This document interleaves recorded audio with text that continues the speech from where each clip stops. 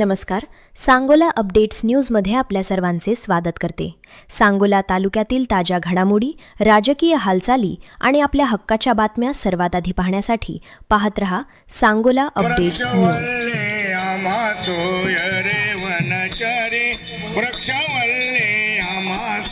3 महिने आम्ही चोपडीचे ग्रामस्थ शेतकरी यांनी वन विभागाकडे 2 कोटी लिटर पाणी उपलब्ध केलेले आहे.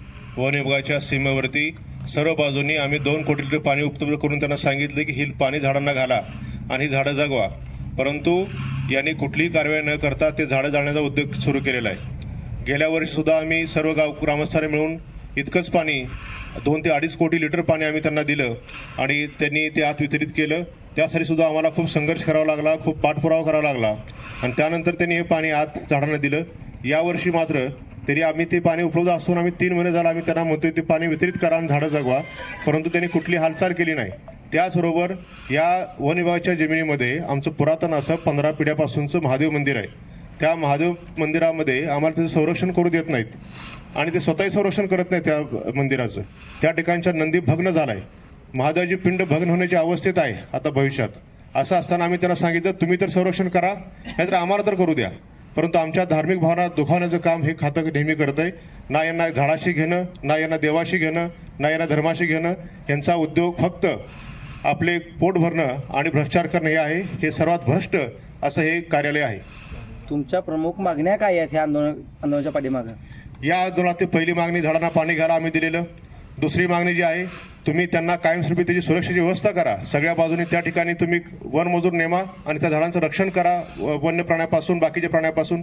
तिसरी मागणी आहे महादेव मंदिराचं जतन करा किंवा महादेव मंदिराचं जतन करण्याचा अधिकार आम्हाला द्या, आमच्या वन समितीला द्या, आम्ही ते करू. चौथी मागणी आमची तुम्ही जे माहिती अधिकार जो आहे 2005चा अधिनियम, त्या अधिनियमाची अंमलबजावणी तुम्ही केली नाही, त्या अंमलबजावणी करा. या ठिकाणी आम्ही आतापर्यंत 10-15 अर्ज दिले पण त्याचं कुठलंही उत्तर दिलं नाही. यावरून महाराष्ट्र शासनानं आणि देश पातळीवरती भ्रष्टाचार कमी करण्यासाठी माहिती अधिकाराचा निर्मिती झाली. असं असताना तुम्ही माहिती अधिकाराला हरता फासताय आणि लोकांना आणि देशवासियांना तुम्ही आपल्या मूलभूत अधिकारापासून वंचित ठेवताय, आमची कुचंबना करताय. हे मोठं पाप हे कार्यालय करतंय. वन विभागाच्या अधिकाऱ्यांना तुम्ही यापूर्वी भेटला होता का? त्यांच्या सांगण्यातून तुम्हाला काय आलं? त्यांनी काय सांगितलं तुम्हाला?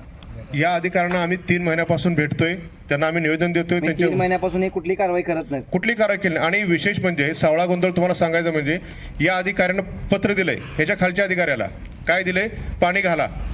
मग त्या अधिकाऱ्यांना आम्हाला म्हणलं, आम्हाला इथे पत्र दिलं त्यांनी की आम्ही आमच्या खालच्या अधिकाऱ्याला सांगितले पाणी घाला म्हणून आणि त्यासाठी व्यवस्था करा म्हणून. आम्ही निवांत राहिलो 15 दिवस. आम्हाला वाटलं हे पाणी घालतायत. त्यानंतर विचारलं ते म्हणले पैसे दिले नाहीत, पाणी फक्त पाणी घाला म्हणून सांगितलंय. त्यासाठी जो खर्च आहे 1,00,000, 1.5 लाख, 2 लाख खर्च आहे, त्या खर्चाचं नियोजन केलं नाही. म्हणजे इतका मूर्खपणाचा हा यांचा सगळा कारभार आहे की तुम्ही तुमच्या खालच्या अधिकाऱ्याला देताना त्याची व्यवस्था करणं ही तुमची जबाबदारी आहे. तुम्ही आदेश देताना त्याला दिलं पाहिजे, ते आर्थिक नियोजन केलं पाहिजे. ते न करता फक्त तोंडी सांगून आमची जी दिशाभूल केली आणि पानं पुसली, हे अतिशय घोर पाप ह्याने केलेलं आहे. तुम्ही आता आंदोलन करताय, एक टाळ मृदुंग ह्या संदर्भात तुम्ही आंदोलन करताय. एक वेगळा आज आंदोलन सांगोलमध्ये आपल्याला पाहायला मिळते.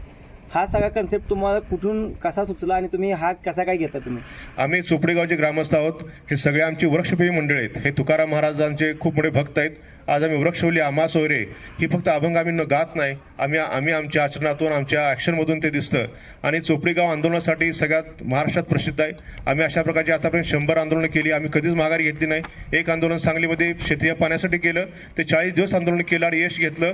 थेट मंत्रालयात मुख्यमंत्री निर्णय घेतला. आम्ही चिकाटीनं लढणारी माणसं म्हणून कायम आहोत. आमचं गाव एकजुटीच आहे. सर्व समाज फक्त झाडावर प्रेम करणारा, निसर्गावर प्रेम करणारी आमची माणसं आहेत आणि त्यामुळे ह्या मागणीसाठी सगळे एकत्र आले. आज उन्हामध्ये भयानक ऊन आहे, आज 85 डिग्री टेम्परेचर आहे. तिथं आम्ही बसलोय आणि यांना कशाची जाणीव नाही. हे दरवाजा बंद करून आत बसलेत.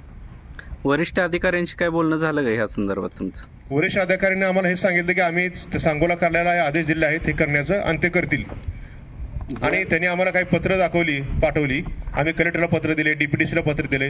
झाडं जगवणं काम हे वन खात्याचं आहे आणि कलेक्टरला पत्र दिलं. ते निर्णय घेतील, जूनमध्ये घेतील, जुलैमध्ये घेतील, माहीत नाही. आम्ही त्यांना सांगतो झाडं जायला लागले, त्यांना फोटो पाठवले, व्हिडिओ पाठवले.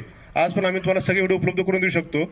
आणि असं असताना, आपत्कालीन स्थिती असताना निर्णय घेण्याची यांची जी सरकारी बाबूगिरी आहे ती त्यांच्या वर्तनातून दिसते. जर यांनी कारवाई